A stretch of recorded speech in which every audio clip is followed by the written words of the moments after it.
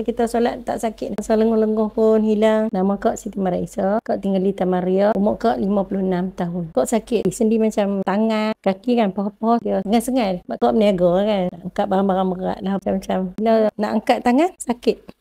Nak buat sesuatu, nak pakai baju ke apa pun memang kena minta tolong orang, tolong di belakang ke hutang, memang tangan susah nak pergi ke belakang kan, sakit tu dalam 6 bulan kan. Solat ganggu sikit lah, berapa hari kita lenguh-lenguh kan, nak solat tu dia sakit-sakit lah, lenguh-lenguh. Kak makanlah juga ubat-ubat doktor sebelum ni tapi tak lega kan. Tapi Kak cubalah Dr. Jen ni daripada kawan lah, dia pakai, dia kata okey, kakak try lah tengok. Semenjak guna Dr. Jen ni, pasal buat kerja pun okey lah, cerdas, ringanlah badan, okey lah tangan ni boleh angkat, tidak nak angkat pun memang sakit lah. Sekarang okey lah, lancar lah, bila kita solat tak sakit. Pasal lenguh-lenguh pun hilang. Dr. Jen ni pun baru guna je dalam 3 bulan macam ni. Kau guna pagi ataupun malam. Sebelum tidur kau cik sapu dia berangin. Dia tondok lah sebab kita boleh buat kerja rumah. Pergi mana-mana pun jalan tak sakit tangan-tangan kan. Pada orang-orang luar sana tu kalau ada masalah sakit sendi, bolehlah cuba Dr. Jen. Memang berkesan. Sapu-sapu dia malah okey.